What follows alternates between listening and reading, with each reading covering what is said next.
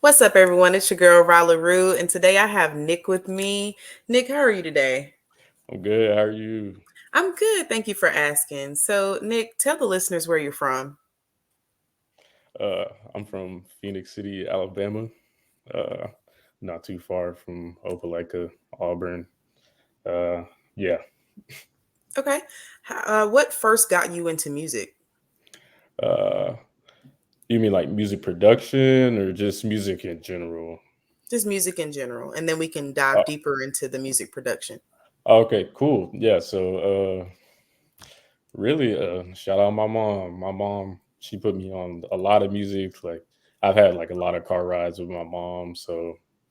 And she has like a very diverse taste, which is kind of crazy because it'd be one moment we're listening to like Duran Duran, and then you got ex-military by like Def Crips, and then you got some like I don't know Indian like tabla songs. Like she was just listening to everything. So really, like I credit that to her for my ear, like what I like to listen to. So yeah, I mean that's really my mom. Okay. And would you say that she's also the person that inspired you to make music? No. Okay. No, not necessarily. She did like put me around a lot of music, of course, but uh, really, just other artists I grew up listening to really inspired me for sure. Okay. And who were those artists? Uh, okay, yeah. So I would say probably around sixth grade, maybe. And like I said, I've already been listening to a lot of different music before this, but found out about Tyler the Creator, and I was hearing his stuff, and it was way different from stuff I was hearing like on the radio. You know what I'm saying? Around that time, you hear a lot of like Drake and stuff like that, but Tyler, he was just like really different. I was like, oh, okay, like this is how you be like imaginative, be like a true creative. So yeah, I mean, really him, honestly, and just it's a whole bunch of other artists. Kendrick too. I found out around about Kendrick around that time too. So yeah, I'd probably say Kendrick. 'Cause he was making a lot of different stuff too, you know, with like the alien voice. He was being weird and stuff with his music. So yeah. How would you describe the music that you typically make? Uh I would say I make everything. I make a lot of different genres, but it's all rooted in hip hop. I'm a hip hop lover and like that's what I love. I think hip hop's the best. Sorry, other genres like hip hop is just better. And it's because of what hip hop does, really. Like, you know, it's based around sampling. I'm a sample based producer, and, you know, people dig and just get stuff from everywhere and make it hip hop, you know. And in a way, like hip hop is a part of everything, really. So, Okay. And for those of you listening, I did not mention this earlier, but Nick is an audio engineer. He makes beats and anything within that realm, just to be clear, so that way the listeners understand what we're talking about. Um, so tell me about one of your favorite performances or one of your favorite releases of music. so I haven't really released any music or really performed any of my music. I've been making music for 2 years, just kind of laying low. But I mean, I guess every now and again I'll post something on my story and people will like it and be like, "Yo, you need to post this," and I'm just like, "Nah, not yet." So I mean, I guess that really. I was at a rehearsal with Bo Bloom. Shout out Bo Bloom. And I played some of my beats over the like you know system for the first time, just hearing some of my stuff, and that was a really cool. I mean, it was a rehearsal, but some of my friends got to hear some new stuff I was working on, and seeing their reaction was pretty dope. So yeah. Okay. Can you describe a turning point in your career that took you to the next level? Oh yeah. So basically, I started out making music, and I was oh my gosh. If you could hear some of the first stuff I was making, like it was so trash. It was so trash. Nothing nothing compared to what I'm making now. But I would say a turning point would probably be like maybe probably like 8 months to a year in. I was pretty much doing it consistently every day. I mean, really neglecting stuff I should be focusing on, but I was probably doing this like 6 to 8 hours every day for an entire year. And yeah, that's when I really found out how to sample, how to lay drums, how to make things like actually groove. And I'm a percussionist, so naturally I know how to do that at heart, but translating that into like a DAW is a little different. So I had to kind of learn that learning curve, you know. And do you use any specific software or technology? Oh yeah, so I use Ableton. Shout out my Ableton users. I love Ableton. It's so cool. I could probably use other ones like Logic or like Pro Tools or FL. It's all like the same pretty much. But yeah, I mainly use Ableton, and I also use this thing right here, SP404. Yeah, uh, SP404 right here. But I really just do like mixing inside of the SP404, and I really just DJ inside of it too. So Okay, so let's break it down. So you said you use, you said Ableton? yeah, Ableton, Okay. yes. So with Ableton, I know that a lot of people use Logic and you mentioned that, but what is it about Ableton that stands out? Okay, so Ableton for me, when I load it up, it can be so intimidating at first because it's just a lot of things on the screen going on, but it's really just like a big video game, especially the way the grids look and really what you can do inside of Ableton. There's just like so many things about it that I enjoy. Like there's this thing called capture MIDI, and basically what you can do is you can play whatever and it will sync up to the tempo of whatever you play. So I could just mash notes, but it will catch a loop somewhere within the notes I mashed, and I could just go off of that, and it will sync the tempo exactly. So like I can make perfect loops in seconds. It's insane, and not other dolls do that. I don't think FL can do that. Sorry, but yeah, nah, Ableton's dope. So how do you incorporate Ableton with the device that you were just mentioning? Oh yeah, so basically, I'll make a beat inside of Ableton. And what I'll do is this thing is so old, like the SP404, if I'm not mistaken. Oh, I have the SX. It was made in 2008, I believe. So yeah, it's an old device. You got that old smell and everything, and it still uses SD cards. Yeah, got an SD card here, and I'll basically just take out the SD card, import it onto my laptop, and I'll export the beats onto the SP card and load it into the SP404. And basically, what I'll do from there is I'll do some EQing maybe, and then compression too, just to beef up stuff, make it sound a little dynamic. And the thing I love about the SP is this vinyl sim compressor is crazy. Like you can make things sound so dusty and dirty, like just like the old days. You know, that's kind of what I like about it. So I asked about your creative process, but describe your style of music. I know that you mentioned Tyler the Creator, and that's the sound that you were interested in, and that's what influenced you. So, what is it about your style that would stand out from others? Oh, okay. Yeah. I heard someone say something really inspiring. It was actually Jay Versace. You know, he makes beats and stuff now, and he was basically saying if you make stuff while you're when you're inspired by something, you won't make your best stuff. So really, I just don't do that. Like I won't force myself to be inspired to make something. I kind of just do it, and I that helps me create things that are unique. You know, I'm thinking about other people when I'm making things sometimes, of course, when it comes to like textures, different sounds, how I want things to sound. But yeah, sorry. What was the what was the last part of that question? I'm sorry. It's okay. How is your style different from others? Oh yeah. So basically, in that way, like I don't. I guess I kind of mimic others, but I have my own way of doing things, my own way of how I want my drums to go, like how I chop samples. Like I chop samples differently from other people. At least I'd like to think, you know, and the way I process stuff, such as like using like compression, saturation, and things like that.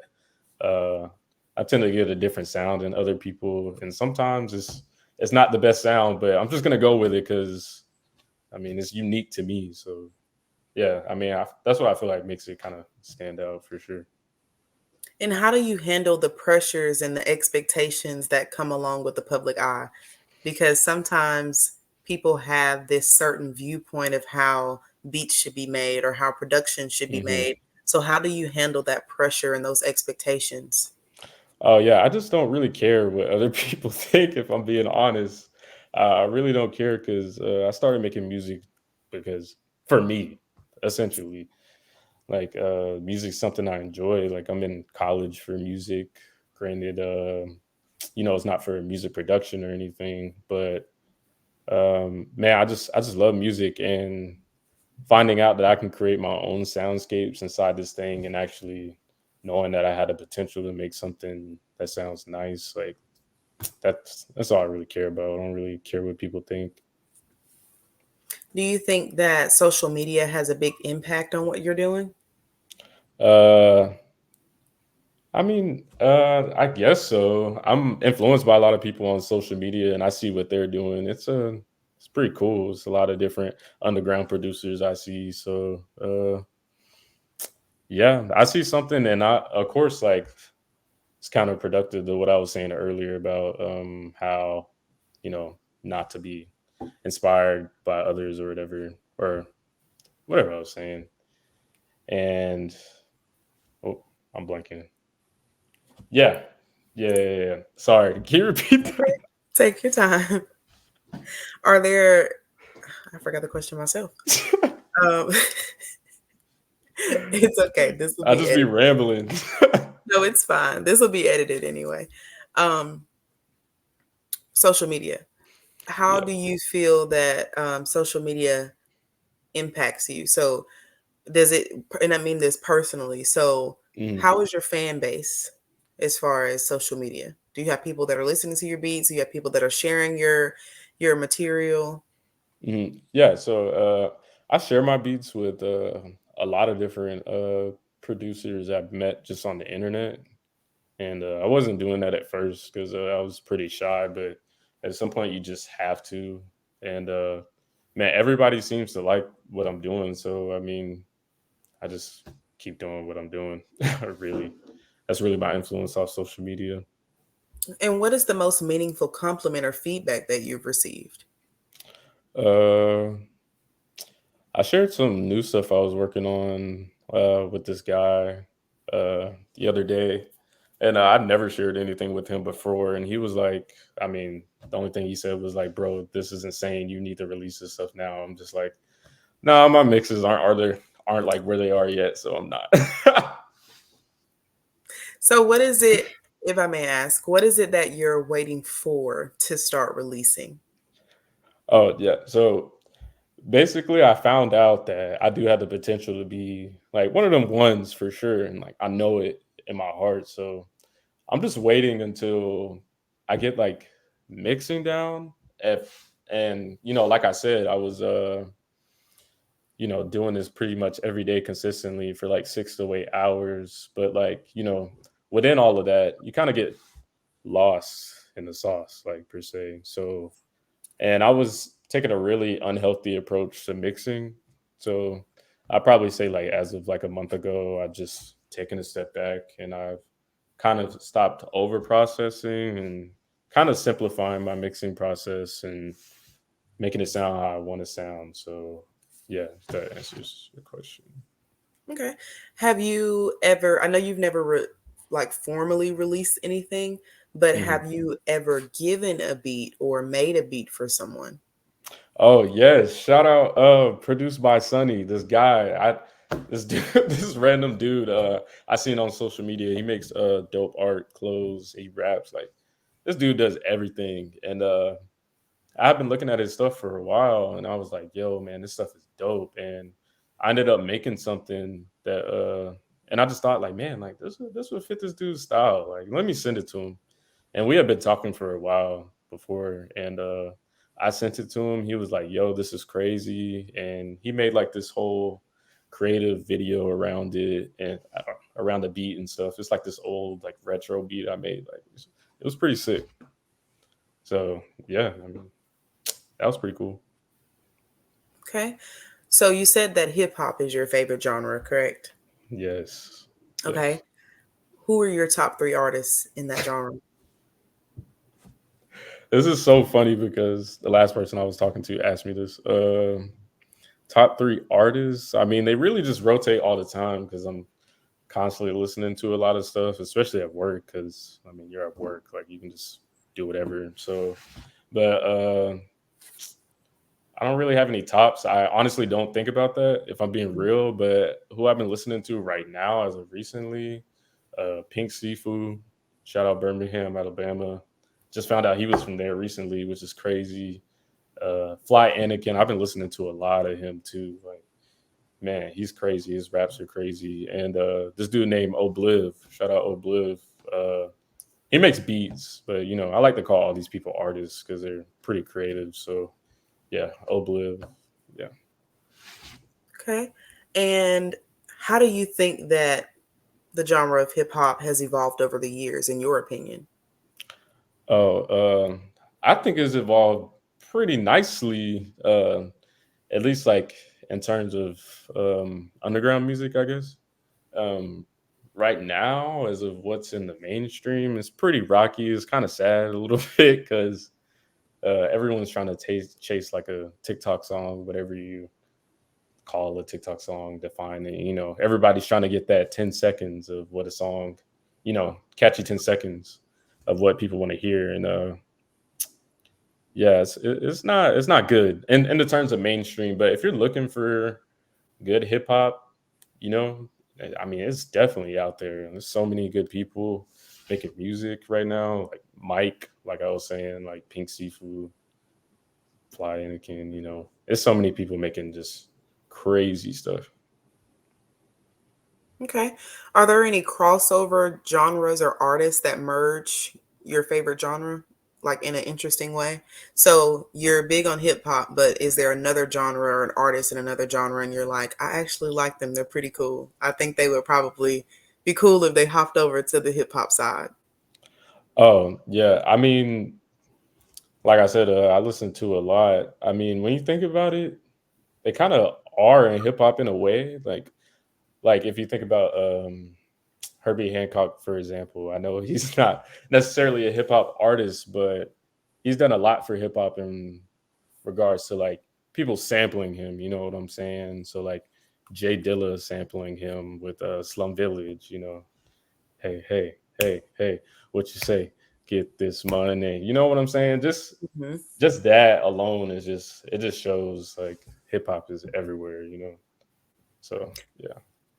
Do you think that hip hop today, do you think that it has the opportunity to make a change? Because I know you made the comment of saying that it's kind of sad nowadays the way that hip hop is and what we declare as hip hop. So do Mhm, you think that we have a chance of turning this around and getting that music that a lot of people listened to before? Or do you think mhm. that it may just kind of continue the path that it's going now? Oh yeah, I definitely think we're on the ways, like for sure. Just slowly though, because and you know, going back to TikTok, it's a lot on TikTok you can find in the algorithm. It just depends on what you're searching for, but you know, people are breaking out in the algorithm, and it's helping people discover new music a lot. You know, so yeah, I think we are just slowly. It's not as push as the stuff you know you see on the mainstream every day.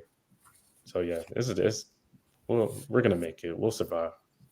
So do you think social media has more of a positive impact or a negative impact when it comes to music genres? Um, you know, two things can be true. I think it's really relatively the same. You know. Okay. So let's go back to your creative process. Let's say you're in the mood to make a beat. Like Mhm. you're ready. Or as you say, sometimes when you're ready, that's not the right time. So let's just say you're in the mood to make a beat. What is the first layer or the first foundation that you start with? What is your foundation? Okay. Yeah. So, like I said, I'm a percussionist. So really most of the time I start with drums. It's a lot easier for me to start with drums. For other people it's different, and that's fine. But I like to establish a good groove first, and then I like to sample. That's when stuff really starts getting funky, because you can sample like some Brazilian, some jazz, and then like layer textures on top of that.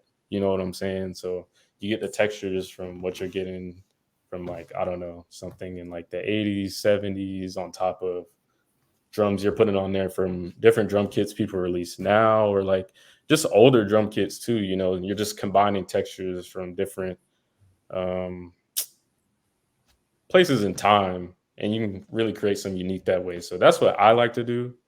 And then after that, like, I like to add other textures on there, like maybe like, vinyl crackle or something like that, or skits from like a TV show. But what I like to do is I like to get that stuff, but then I like to chop that as well. So I won't just let like a skit play all the way.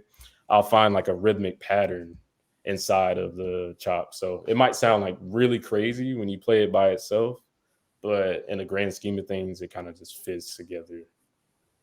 And Okay. And I've listened to your beats before, and I really like them because they are so busy, and I love busy sounds. yeah, And you have to listen to it more than once, because the first time you hear something and your mind is focused on maybe the melody, but then you go back and you hear a lot of background noises and background sounds that complement the melody. So I think that's what's very unique about your music, is that you hear it one time, you hear something, you hear it another time, you hear it, and you're like, oh, I didn't know that was here. So I yeah, think that's the interesting part about your music, because it's kind of like a movie. When you watch a movie, you watch it again, you see something, you watch it again, you notice something else. And then yeah, even then, someone else points something out that you still didn't see, or didn't hear before.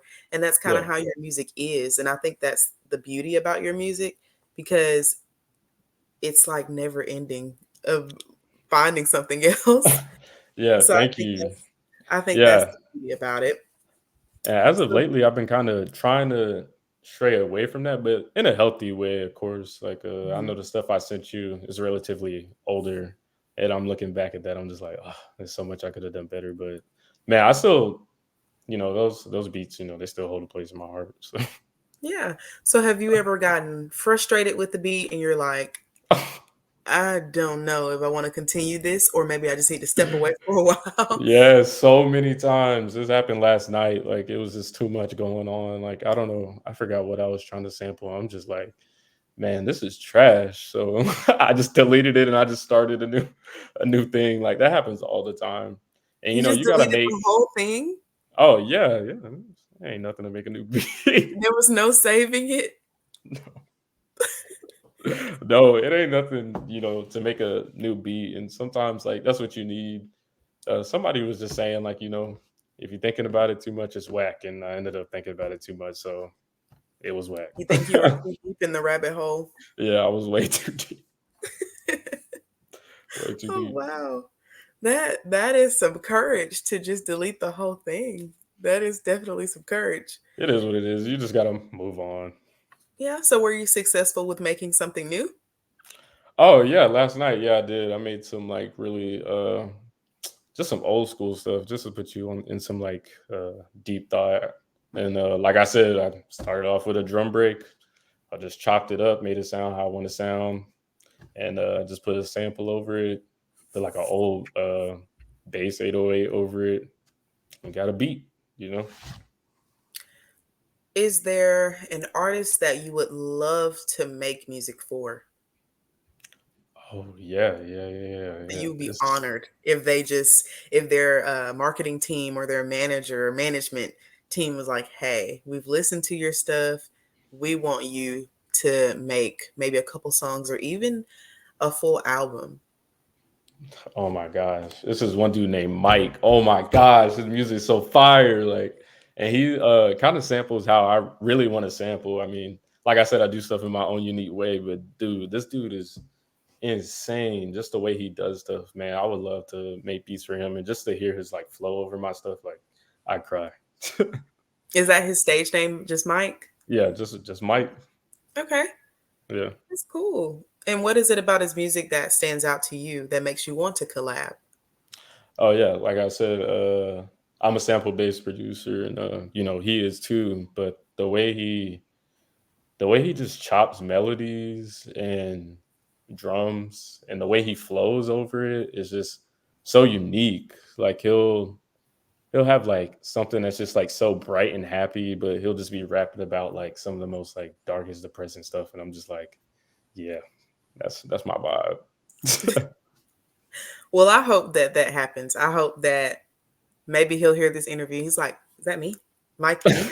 So that's why I asked if that Yeah. was his stage name because I was like, if he has a specific name, shout it out. Oh, So, what would you say is the best advice that you've been given regarding your career? um, I mean, really, just to keep going. Like, really, I mean, that's with anything, but that's really what stuck with me the most in my head because you really gotta just make a lot, and you're gonna fail a lot, and it's gonna suck a lot. And you're gonna show people things sometimes, and they're gonna be like, "Man, this is straight trash." One time, I had somebody tell me, like in my face, like they were like, "Are you serious?" And I was just like, "Oh, like how could you do me like that?" But like at the end of the day, it's okay. Well, You how just do you gotta. handle that criticism when it's directly in your face? Because it's one thing to say it online behind a profile picture. It's another thing to say it over text. It's another thing to say it even over the phone, but Mhm. to verbally say it in person, how did that make you feel? Uh, I can't lie. Like I'm human. Like that kind of hit me a little bit. And I was like, dang, like you really just said that. Like I showed you this. I liked it, and you really just said that. But at the end of the day, you got to know whatever art you're doing. Like you started doing art for you. Like it's not really for anyone else or like money or fame. Really, as long as you enjoy it, like that's all that matters. And you got things you can improve on and work on. Just strive for that. You know what I'm saying? Regardless of what everyone else thinks. So, with that same material that you introduced to that person, did you keep that material or did you just delete that material? It's still on the laptop somewhere, but it's like so old. Like I don't go back to it. I've had so many times where I heard Josh mention this. Shout out to Wayne Baba, by the way, where something would just delete on your laptop. I've had so many times where I've lost like a bulk of beats, and this has happened to me like 3 times, and I've been pretty upset about it. I've just been like, dang, like what's the point of me even doing this? But I've looked at it as just kind of like a new like stepping stone. Like, okay, like this is what my beat sounded like in this bulk, move on, try something different, That doesn't happen to me anymore because I got a hard drive and stuff, I'm doing it the Mhm. right way. Right. But yeah. If you could change anything about the industry, anything at all, what would it be? Um Man, that's a good question. I haven't thought about that.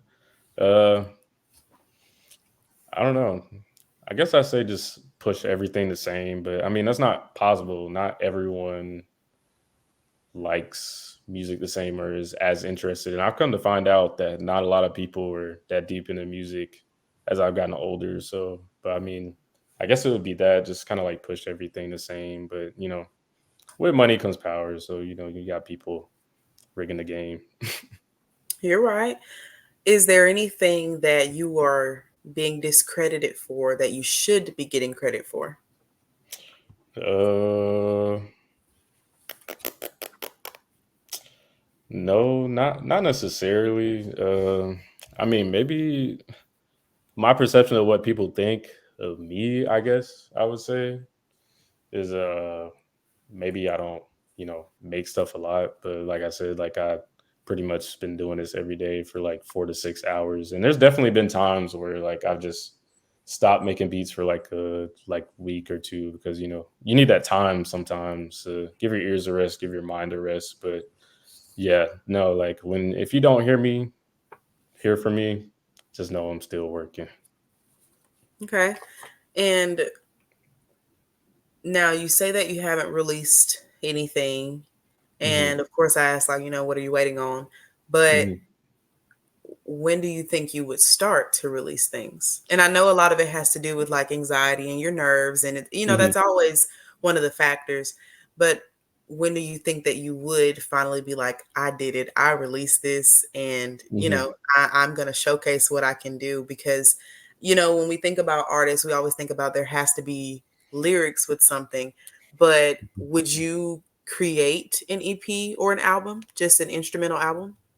Oh yeah, of course. Yeah. I mean, I listen to instrumental music all the time and instrumental albums, but since you say that, I'm working on a audio visual project, I guess. I'm kind of calling it a radio show with me and my one of my closest friends. Shout out my friend Michael Nichols. Oh my gosh. I grew up with this guy. Like I met him, I think in like first or second grade. And we've always just kind of kept in touch. So we've been working on that, working on making something truly unique. So uh, the videos I sent you, actually, both of those, we made those together, and we have like probably like 5 or 6 more that I haven't really shown anybody. So yeah, I mean, I'm just gonna release that. A lot of those beats are older, and like I constantly feel like, oh, I'm in a new place right now. Like I'd rather people hear this, but I'm just gonna drop it. You know. So will the beats be in a sequential order? Will they tell a story, or is it just dropping some beats that you made? Yeah, so basically the whole thing with the radio show or the project, gonna put it on YouTube, and I kind of wanted it to be